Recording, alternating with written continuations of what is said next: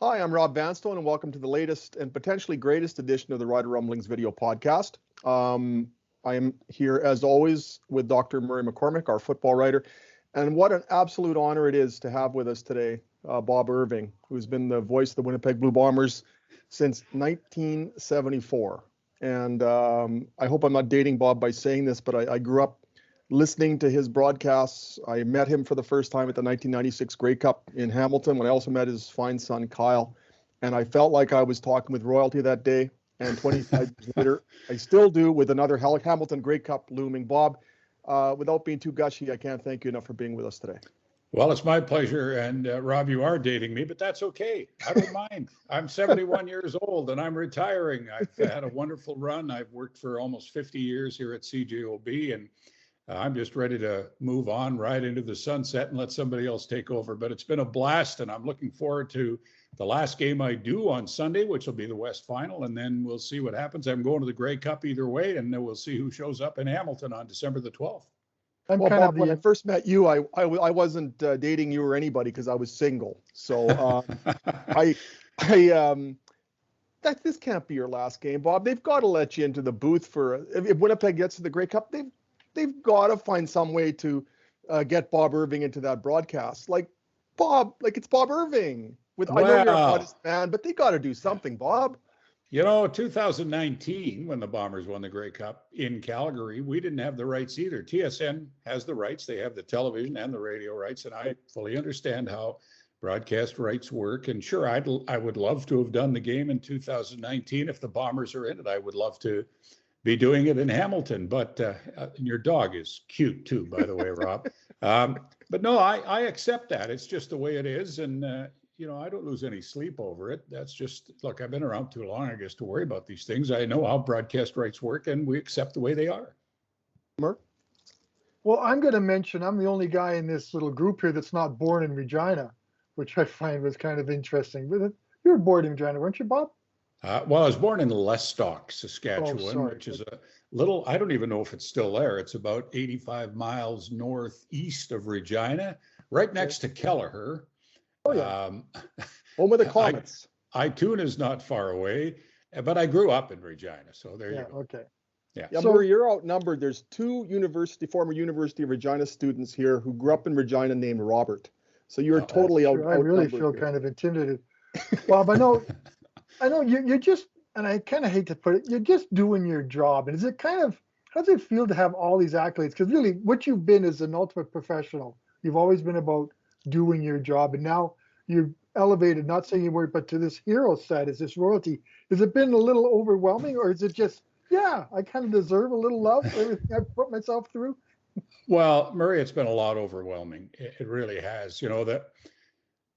The station knew that I was probably going to pack it in at the end of this year. That's the understanding I had with the management. And then about 2 weeks ago, we decided that they decided they should make an announcement rather than have me just disappear after my last game after 50 years. And people say, where the heck did Bob Irving go? So they put out a release that I was retiring. And man, it's been just so gratifying to have so many people come forward and say nice things about you. It's almost like I died, but I'm hearing my funeral. People saying nice things about me in my funeral. So it has been overwhelming, though, Murray, to be serious. It really has, because I'm just a guy who feels very fortunate to have been able to live my dream is my life's work, and that's to be a sports announcer, and specifically to be a play-by-play announcer. There's 9 of us in Canada who do pro football play-by-play, and there's another, 6 or 7 who do pro hockey play-by-play. I'm not counting the American Hockey League in that, but it's a pretty exclusive club, and to be part of it is really cool. And so I feel blessed to have been lucky enough to get a job at CJOB and to last as long as I have. So yeah, it's been great, a wonderful ride, and it's going to end on. You talk about a perfect note for your last game, right? It's going to be Winnipeg, Saskatchewan, this great rivalry, the first West Final at IG Field in Winnipeg since 1972. The script is just beautiful. Bob, I was at that game in 1972. Do you have recollections of the? I was 8 years old with my mom, and we sat in the grandstand, and Jack Abendschak kicked the field. What are your recollections of it? Well, I got to tell you, this is the truth too. Everything I say is the truth. So I'm still working in Brandon at the time in 1972, and I've still got my green and white allegiance then because I haven't started working at CJOB and doing the Bomber games, and I'm cheering like crazy for the Riders, and I'm glad they won. And yet then I came here, and if you do play-by-play for a team, it's hard not to have an affinity for that team. It's impossible not to. And there are people here in Winnipeg who still haven't gotten over that 72 final, the way the Bombers blew that game. And I hear from them periodically. It's quite funny to hear them go on a rant about the way that game ended. But at the time, I was quite happy with how it ended. Yeah, young Les Lazaruk, growing up in Regina, got tickets from Ken Lakustiak. Gene Lakuziak. Gino Lakuziak, yeah. And who was his high school teacher. And Les went to the game. I talked to him a couple of years ago about this game. It still bothers him. It still bothers him that Mickey Doyle got injured during the game, and the Riders ran the ball down the Bombers' throats. That game still scars him. And 4 years later, I had my Tony Gabriel Grey Cup, or my second Tony Gabriel Grey Cup, and so I guess it all balances out. But it's amazing to think that I still can't wrap my 3 brain cells around the fact that this is it on Sunday. What do you think that's going to be like for you on Sunday, Bob? Yeah, I've been asked that a lot as you and I speak today. I don't really know. I've thought about it, obviously.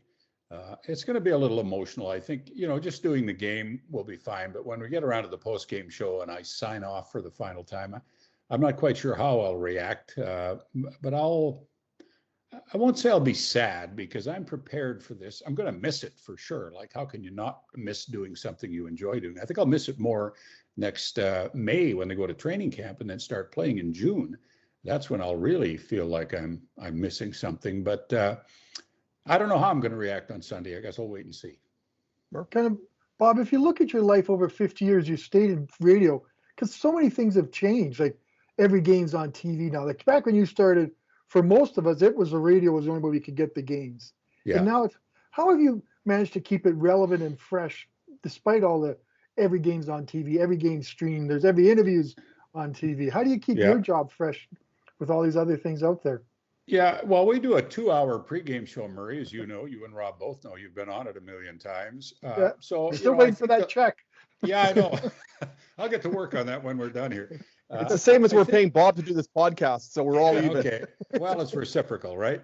We work real hard on making our pregame show as interesting as we can because, the game is on TV, but the 2 hours leading up, if you're a big Bomber fan, and there's thousands of them here, you want to hear the preamble and everything leading into it. So that's a big part of what we do. And then the post-game show, too.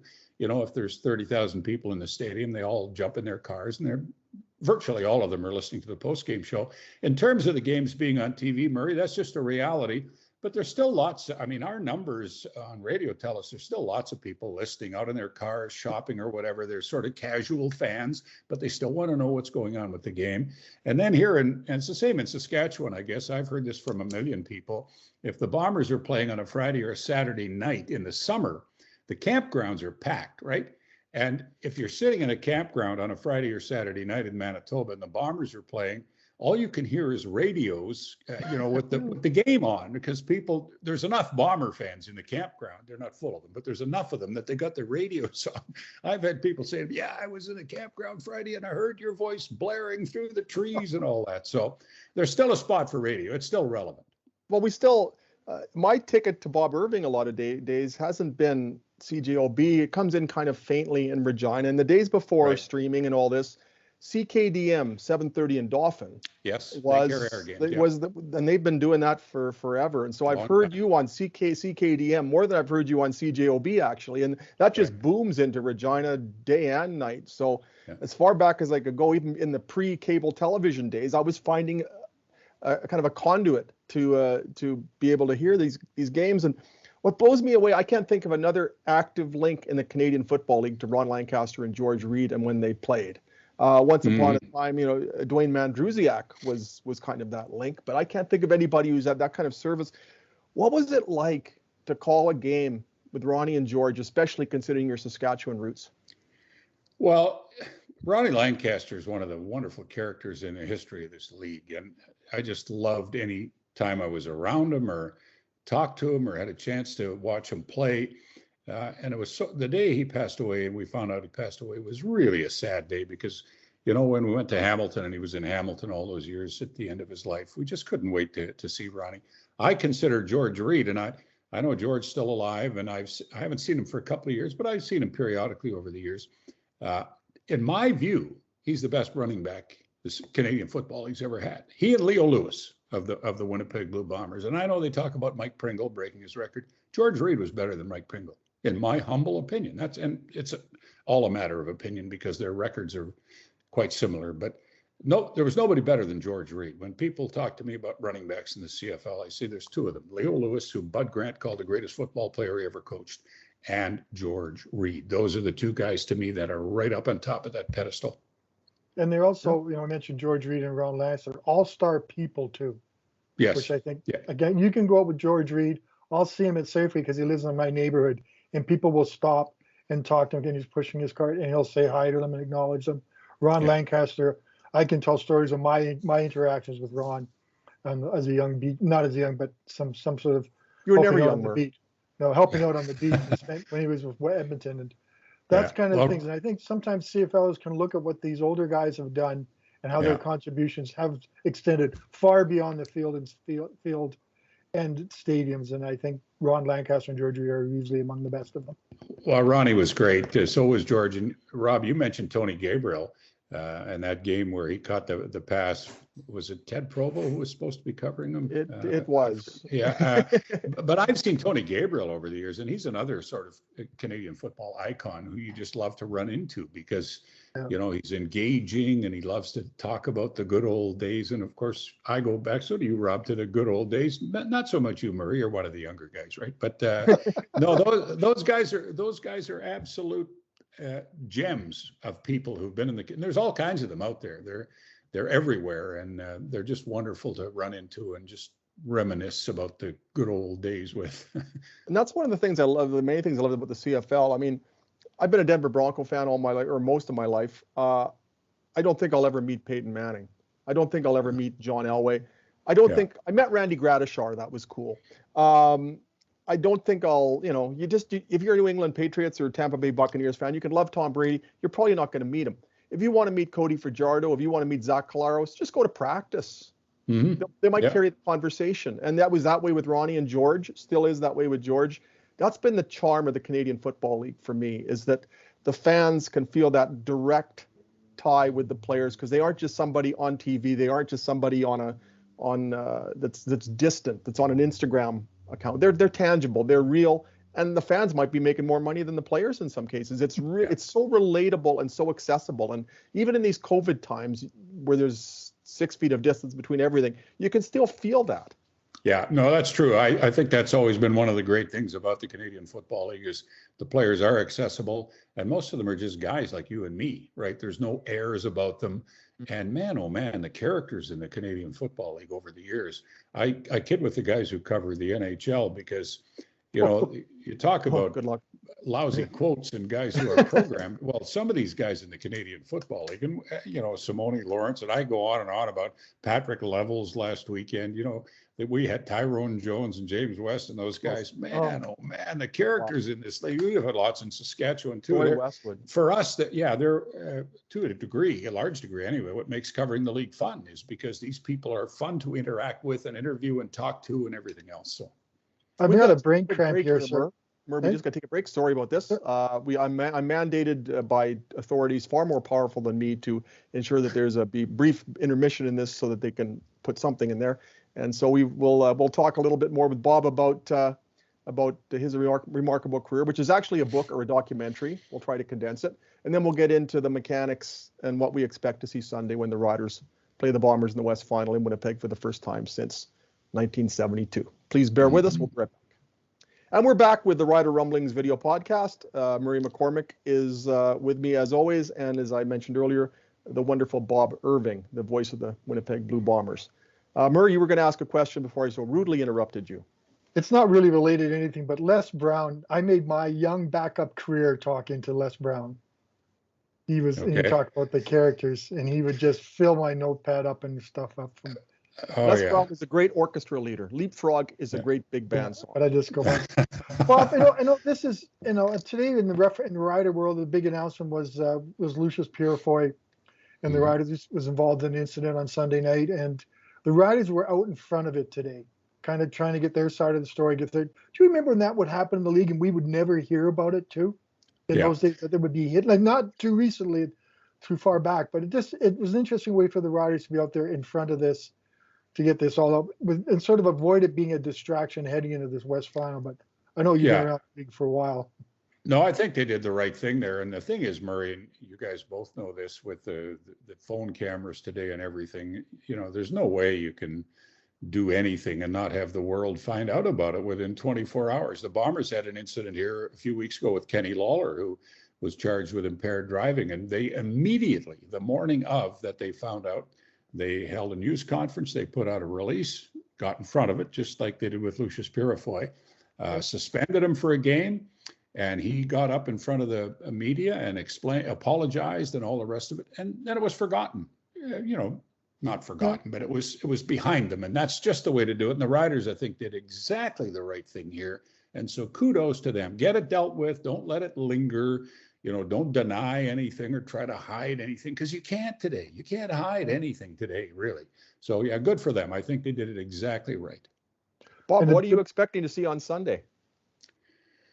Well, the weather, first of all, they tell us is going to be around -5, although the forecast changes every day, and a chance of some light snow. And that'd be really good for December 5th, because that's the one thing we wondered about when we knew the West Final was going to be here. Could it be -22? Well, it could be, but it's not going to be. So that's great. Look, the Bombers had a great year, as you guys know, a year for the ages. Probably the best Bomber team that I've seen in all the years I've covered them. And I covered some good ones when Cal Murphy was here, and the year they were 14-4 and won 12 games in a row. This is a better team than that team that won 12 games in a row. And they lost their last 2 this year, but they were meaningless games. I'm convinced they'd have been 13-1 if those games meant anything. And just the scores by which they won some of their games. And you guys know they beat the Rough Riders fairly handily in both those games. So I know they're going to be heavily favored. They're going to have to control Cody Fajardo's running. He helped win the game against Calgary with his running, on the semifinal game with his running. I mean, that's one of his strengths for sure.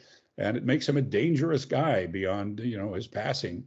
So I think if they can sort of keep Fajardo off balance, and they've been able to do that the 2 games this year, and to a degree in the West final in 2019, although that game could have gone either way, and the Riders had bigger numbers than the Bombers did in terms of offense. But I think if they can handle Fajardo, I think they'll win the game. And look, I know all things are possible. You guys remember 1989 when the 9-9 Riders went in and beat a 16-2 Edmonton team. So I don't take anything for granted. All things are possible. And Saskatchewan is a good team. They were 9-5. I mean, this is a good team, so they could win. But the Bombers are healthy. We don't know about Andrew Harris, but they're healthy. They're rested. They're so focused. This team is so focused. Mike O'Shea has developed a kind of attention to detail here that I've never seen before. And it's just hard for me to see them going out there and having one of those kind of weird, bad games that teams can have sometimes. They turn the ball over a bunch and all the rest of it, anything can happen. But, man, I think the Bombers will win the game. I really do. If they lose, I'll be surprised, but I won't be shocked. Nothing would shock me. But that's the way I see it.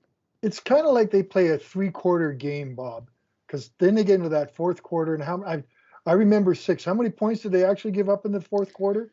Well, it was 6 until the last game, and they gave up 13 in the last game, that game in Calgary, when they were ahead 12-0 and lost 13-12. But yeah, they were incredible in the 4th quarter. And part of that is the rotation they use on that defensive line. They got 6 guys there who play pretty well equal time, believe it or not. Even Jefferson and Jeffcoat spell out of the game. And they believe that keeps them fresh and strong. And that's one of the reasons why they're so strong in the 4th quarter. I just saw myself in the screen, and I was wondering, okay, I think people can see me fidgeting here. I'm giving my dog a tummy tickle, just in case people are wondering what I am doing here. I just had to give her another plug too. I was going to mention those Bombers' offensive and defensive lines are so formidable. Do you see a way that they all could be vulnerable to whatever the Rough Riders throw at them on Sunday? Well, the Riders have good defensive front. I mean, that's a very good pass rush that they have. So But, Hardrick and Bryant at the tackles, and the guards are good. Pat Neufeld, a good Saskatchewan boy, and Drew Desjardins, who's really good. What a draft pick he turned out to be. And then Michael Couture at center. The strength of the Bomber team is their offensive and defensive lines. You guys know that. So, yeah, I don't know what sort of blitzes Saskatchewan might come up with to kind of throw them off. But in terms of, and Micah Johnson and those guys can come after anybody and create havoc. There's no doubt about that. But the Bomber O-line is so good. It's the best in the league, in my opinion, that I don't think that would be one of their concerns. They know Saskatchewan has a formidable defensive front, but I think they can handle that.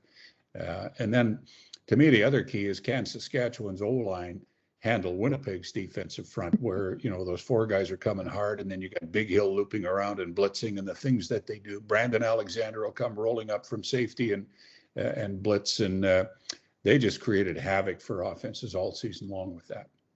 Well, one of the topics here was, after the All-Stars were announced, was the snubs in Saskatchewan, only 2 for a 9-5 team. The Blue Bombers had 15. Were there any guys snubbed? Or any of the Bombers snubbed, you mean? Yeah. No. Was there anybody we missed? Yeah, no, I understand Leonard being upset because he had all those sacks, but I mean, I don't know. I guess when the voting was done, I think the Bombers were 11-1, and they were outscoring their opponents by more than 2-1, and so that really influenced the voters, I suspect. Jeffcoat and Jefferson had great years. They had great years. Jeffcoat has become, as a matter of fact, we'd go to on the road and play other teams, and the first guy they'd mention is Jeffcoat, not Jefferson. They'd talk about Jeffcoat and the year he was having, and he had a wonderful year. Never mind the numbers. He's a wrecker. He messes things up. So he's a really special player. He's become a very special player.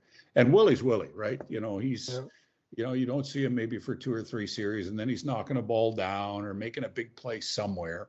So, yeah, I think when a team has a terrific record, they automatically get a lot of All-Stars, although 15 is a lot. There's no doubt about it. And I can understand, some of the players in the league feeling they got snubbed. I get that. Really, Zach Collaros is probably going to be named the most outstanding player in the league.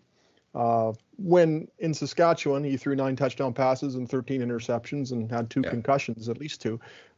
What has happened to Zach Collaros in Winnipeg to turn him into such the kind of player that people were seeing in 2014, 2015? I would simply say it's the offensive system and the things they let him do. Everything. He's never said this to us openly, but reading between the lines, I think he felt sort of handcuffed with the offensive system they ran that year in Saskatchewan. But he's been turned loose by Buck Pierce. Paul Lapalisse last year was the offensive coordinator, and Buck was his right-hand man. And he's also got a great comfort level here with Mike O'Shea. Remember now, when Zach came into the league, Mike O'Shea was an assistant coach in Toronto, so they know each other.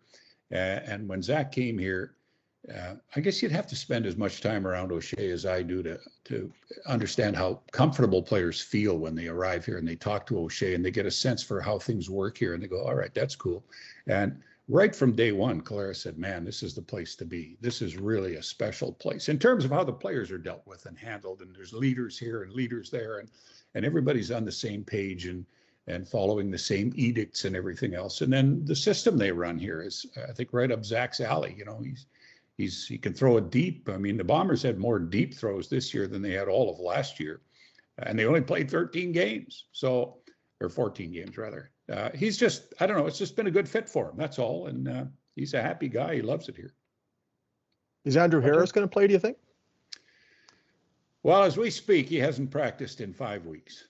And I don't know how a running back, who's got a leg injury of some kind, it's well hidden, it's either a knee or a hamstring or something, how a running back who hasn't practiced or run, as far as we know, for 5 weeks can step in and play after practicing for 3 days, if in fact he even practices this week, and we don't know that. So will he play? I don't think so. Would I be surprised if he does? Not a bit, because he's an amazing guy. He missed the first 3 games of the year, and he came back and like he hadn't missed a step at 34 years of age. He's a terrific athlete. He's a far better athlete, I think, than people realize. So I wouldn't put it out of the question that he would play. But as of now, I don't know. I just don't know. Kudos to the Bombers organization for having the 2 Canadians that are backing up. Yeah. I know Brady is, and I'm sure is Augustine. Is he here? I can't remember. Is Augustine Yeah, hurt? no, Johnny Augustine played the last game in Calgary and he rushed for 150 yards Okay. and he looked like the second coming of somebody. I mean, he was fabulous. Anytime, and last year, in the 2 years ago in the game in Regina, remember when Harris was suspended, he had a big game. He rushed for over 100 yards. He's a terrific back. And Brady Oliveira has been everything they hoped he would be when they drafted him. So they're in unbelievable shape with 3 Canadians. Now, here's the thing about Andrew. And Mike Loucheiz said this over and over again. The one thing about Andrew that just amazes him, he never misses an assignment. And by that, I mean, he's always in the right place at the right time. If he's to pick up a blitz, he always gets it. And that's critically important. And that's the one part of his game that they would miss the most because Andrew is always where he should be picking up the guy he should be picking up. And that's overlooked often. But it's one thing O'Shea just raves about how smart he is in that regard. One of the issues that's been brought up is that the Riders may have an advantage and they are fresher. They've just played a playoff game and have that playoff edge, whereas the Bombers haven't played a meaningful game since since Murray had hair. So Hey, do you see that being a factor at all? I don't know, Rob. That's one of those ones that you're just never sure about, right? Because last year the Bombers had to go on the road and win a semifinal game, and then a week later win a game in Regina, and a week later play a Grey Cup game, and so they got on a roll. And you can argue that many different ways. I don't know. I don't think it'll affect the Bombers. I really don't. I think the Riders will have some pretty good feelings about themselves after the game against Calgary because that was a beauty. It was one of those great Canadian football games that we all love. So I'm not sure how that'll work out. I would say this though. I don't see the Bombers being hurt by the time off. Although if they lose the game, everybody go, oh, you see, they had the bye, it killed them, they lost their momentum and all that. I mean, I can hear the stories already. Bob, you're kind of the insider on this. I look at the 2 secondaries and wonder which one do you think? I know the Blue Bombers. Which one is better in your mind? Is there a difference? I know because we talk about the front lines, you talk about linebackers. Yeah. What's going on with the defensive backfields on these teams? Well, Winston Rose came back for the Bombers, Murray, and that was, a huge addition. He was an all-star in 19 at 9 interceptions. So now they moved those other 2 guys or one of them rather, Dietrich Nichols, one of the rookies, to the other side, and then DeAndre Alford also went over to the other corner.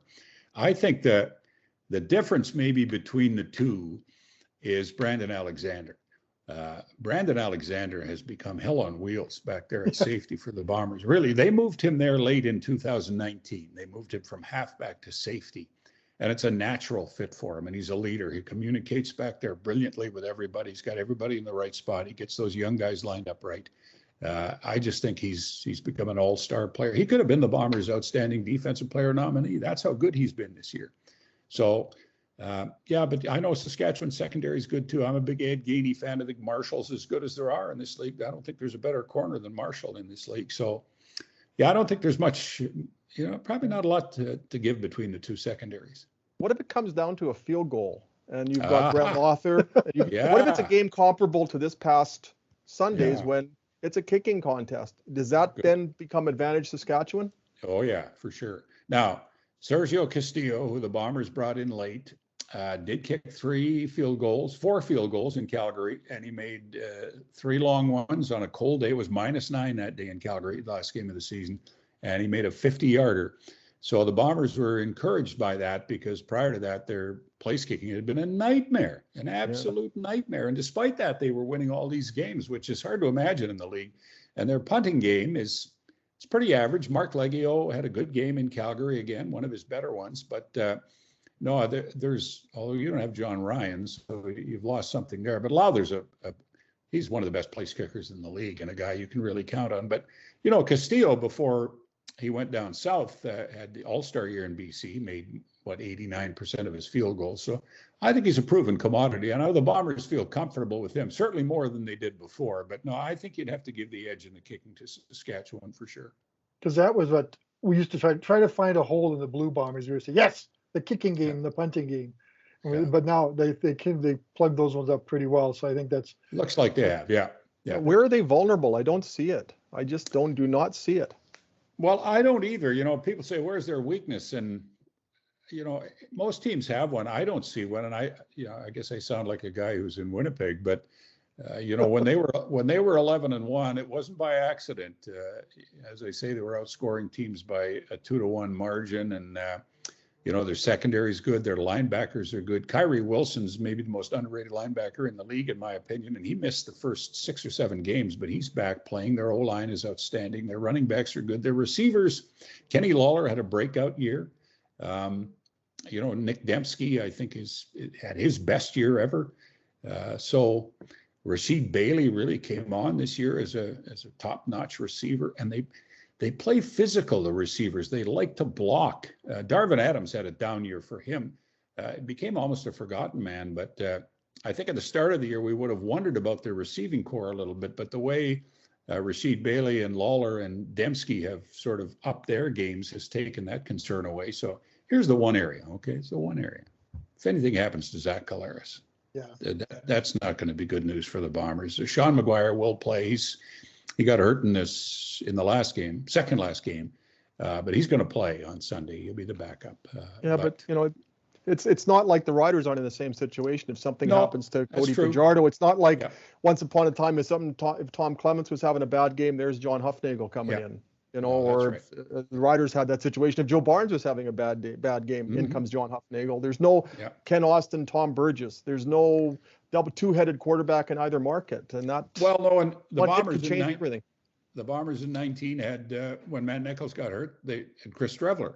It was very serviceable, right? And then they brought in Zach Collaros, but they had Streveler and Collaros. So yeah, you're right. The Riders are in the same situation, but you asked me where the Bombers are vulnerable. That's where they're vulnerable if something happens to Collaros. I hate to say this, Bob, but I hear the play-by-play guy is kind of old. Yeah, he is. He's more than kind of old. He's very old, as a matter of fact. But you know what? He's got one game left in him, and one good one.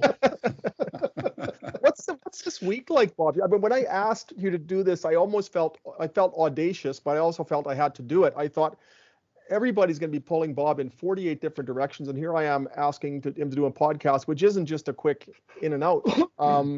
What's even just leading up to Sunday? What's life as Bob Irving like right now?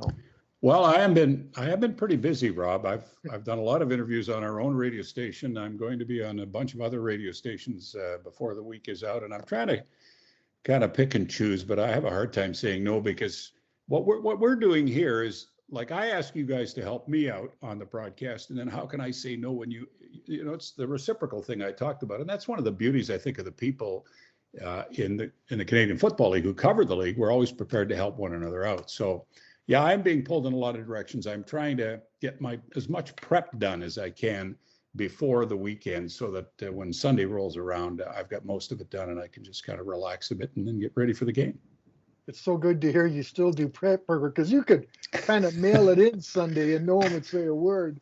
The check's still coming for Sunday's game, Bob. Doesn't matter.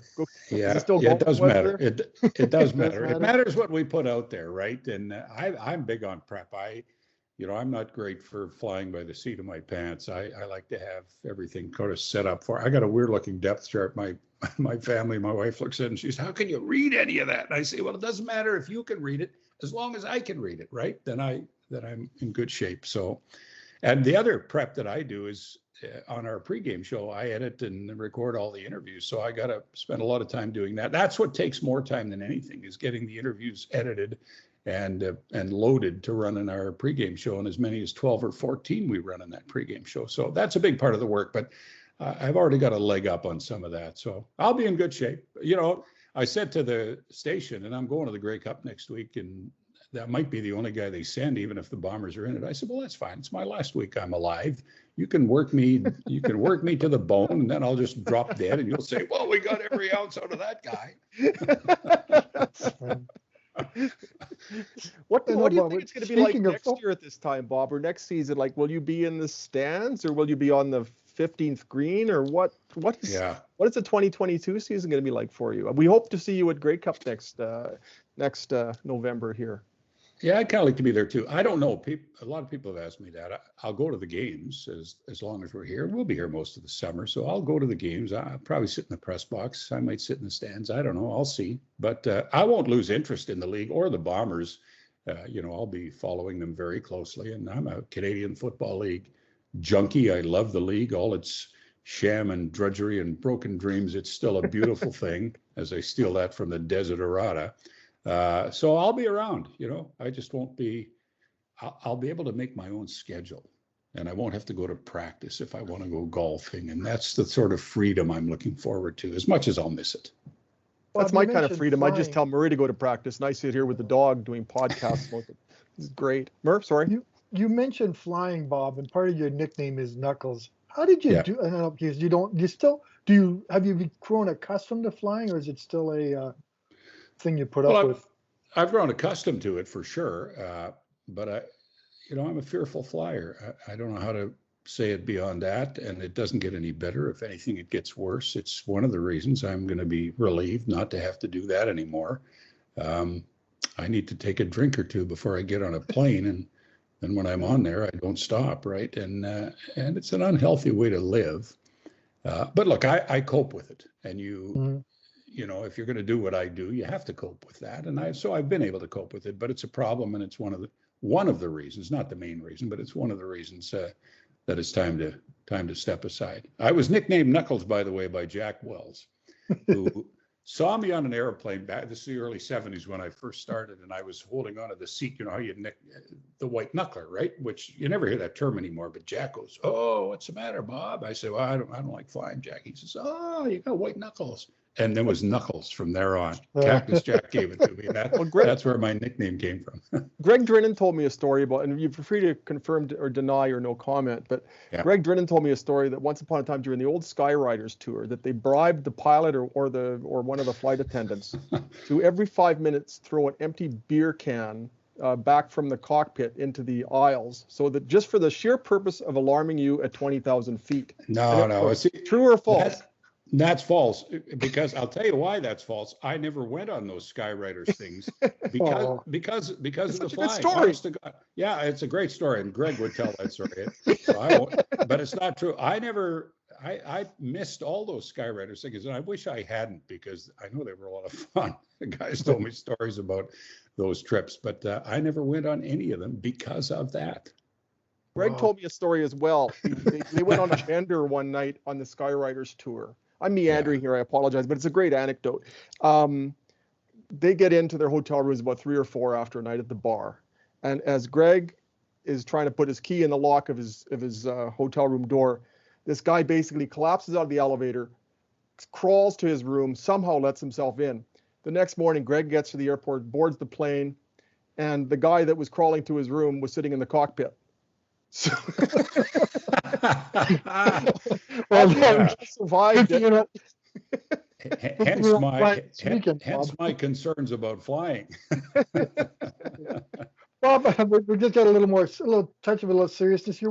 What's the crowd count for this weekend? We saw a lot of empty seats, and Hamilton was pretty good, but a lot of empty seats here, maybe 18,000. I know playoffs don't sell out anymore. I don't think that's just part of the reality, but getting crowds like we've had have got to be concerned. What's it looking like for Winnipeg? Well, as we speak, it's about 29,000 now. I think they feel they'll hit 30 in the next day or two. So they're going to have a terrific crowd. Now, they've had lots of time to sell the game, which has been helpful, obviously. They've known they're going to host this game for a month now, so that's been a big help to them. Although when they clinched the West Division title, I think they were over 20,000 the day after. So, and then it slowly creeps up, because you always sell the first bunch right away. So they're going to be over 30. I don't know if it'll quite sell out, but it'll be a nice, big, loud, huge crowd, and it's going to be a fabulous atmosphere. You guys know what it's like here when the stadium's full, same as Mosaic. And yeah, we were all stunned when we saw that small crowd on the weekend. I don't know, maybe the fans there, they'd seen Saskatchewan play Calgary, 3 times in the last 5 weeks, and there just was no novelty to it. I don't know. Anyway, they're going to have a big crrowd here Sunday. It'll be great. Everyone I asks have to read something at the end here, but I will do it before the end, simply because I think the last word belongs to Bob Irving and not for something that we have to read. So if you could please bear with me, Bob, during this. If you enjoy the podcast, please leave a review and a 5-star rating. It helps us grow the podcast. You can subscribe to the show on Apple Podcasts, Google Podcasts, Spotify, Stitcher, or wherever you get your podcasts. if you'd like to send us a question, you can email Rob at rvanstone@postmedia.com, and we'll read it on the show. You can also follow me, Rob, on Twitter at Rob Vanstone, or Murray at Murray LP. Murray had a question there, and then I want to turn it over to Bob, because nobody should close this one but Bob Irving. I can't think of the question was, sorry, because that was just such a fitting way to send Bob off and on this his first and last Rider Rumblings, I think. And Bob, I just want to say, as a member of the media, you're a gentleman. You've been so cool. I've loved going on your show. I've loved talking to Doug. I love the way you laugh on the radio. You keep it light. You keep it fun. You get serious. And I really hope you get to say, and the Saskatchewan Roughriders are going to the Grey Cup on Sunday. Well, listen, Murray and Rob, you're two of my favorite people. I'm a Saskatchewan native, and one of the highlights of every season is the Labor Day weekend game. It really is, I just love going up there for that game because of the atmosphere. Everywhere you go in Regina, it's green and white and the whole 9 yards. And so the fact that the last game I do is Winnipeg, Saskatchewan, you talk about a perfect script. Really, honest to God, it's perfect. And it's a Western final here in Winnipeg at IG Field. And so I can't think of a better way to go out. And I've loved every minute of what I've done. I'm going to miss it. I'm going to miss guys like you. I think, athletes always say the thing they miss as much as anything is the camaraderie and being around the guys. Well, I'll miss being around the guys on the football beat. That's our family, right? And so I'll miss that as much as I'll miss doing the games. But life will go on, and I'll be on a golf course somewhere. But I'll be keeping a close eye on what the Bombers are doing and what's going on in the Canadian Football League. And it's just been a sweet ride, and I've enjoyed every minute of it. I can't think of a better way to end it. Bob, we have enjoyed every minute, not only that you've donated to us today, and this is a donation without a tax receipt, but we're so grateful that in this week of all weeks that you would set aside some time for us. And moreover, I'm grateful for having listened to you long before I met you in 1966 or 1996. And I think I can speak for everybody. It's just an absolute, I feel like I'm in the presence of royalty anytime around Bob Irving. And it's, I know everybody who's ever met you or listened to you feels the same way. So Bob, on behalf of, I think, CFL lovers everywhere, and anybody who's ever had a little dial or uses digital now, I think I can speak confidently in thanking you, not only for this time, but for nearly 50 years of it. It's been an absolute joy. Well, those are very kind words, Rob. I thank you. And it's been a pleasure spending time with you and Murray. And I look forward to doing it again somewhere down the road. And Candy was pleased to meet you too. We were trying to make you cry, Bob, but we couldn't do it. No, I might cry on Sunday at the end of the post-game show. How's that? All right, we'll deal that one. All right. For Murray McCormick, for Candy, who we put to sleep, not because of Bob, and for the wonderful Bob Irving, I'm the other Robert from Regina, and we'll do this again next week and talk about everything that we're trying to digest on Sunday afternoon. Thank you so much, especially Bob, and take care, everybody.